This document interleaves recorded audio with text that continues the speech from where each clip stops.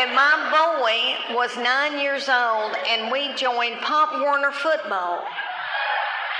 And y'all take football just as serious as we do in Tennessee. And that little Pop Warner team scared me to death. They meant it, and it was serious, and it was 130 degrees.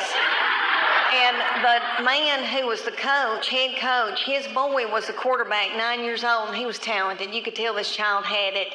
And they worked that little thing like a mule.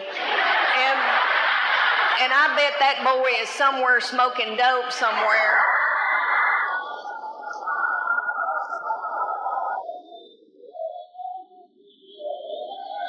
And my boy was over there, talking about the Alamo. And could have cared less. And my husband played football, and he was like, get out there. And everybody was vomiting because it was hot and all that. And then the team mom drank wild turkey out of the back of her truck.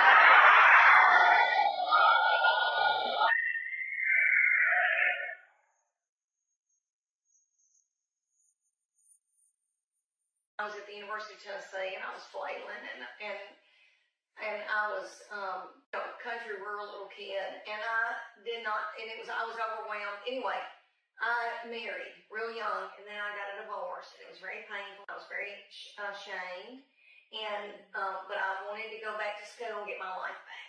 And my sweet daddy said to me, I remember saying to him, Daddy, I'm 23 now. When I graduate, I'll be 26, and I thought that was 100.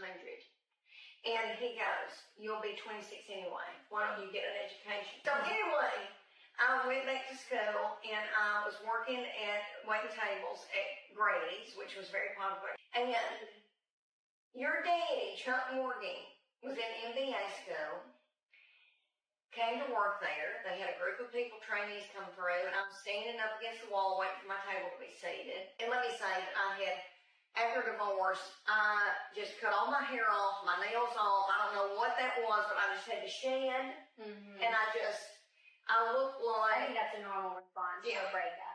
Chuck Morgan comes through, and he's tall, he's 6'4", he was so thin, he looked like, I say, a praying mantis. But he did, I mean that in a sweet way. Mm.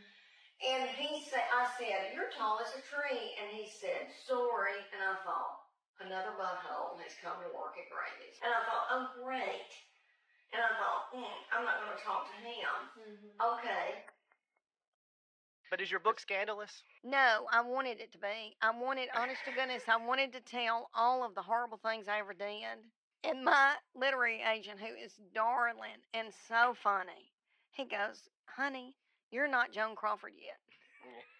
He goes, let's wait to tell all that stuff. He goes, let's do a cookbook maybe next time, little cookbook. Yeah. And then the third one, when you're an old woman, tell all the horrible, stupid things you did. I do have a lot of horrible, stupid things I did in this one, but it wasn't everything. Yeah. What about the third book is a mix of a cookbook and those stories? Yeah. That's a great idea. My little daddy, all of my life, has been scared to death something would happen to me or my sister, and he would say, don't you dare get on a motorcycle. That was one of the things, and it would just scare me to death. I was like, I'm not going to. Well, my husband buys one and says, because we're 30 minutes from the Smoky Mountains, let's go ride in the mountains. And I thought, oh, my Lord, if I get on this thing, he's going to pull off into the bushes and make me do something horrible.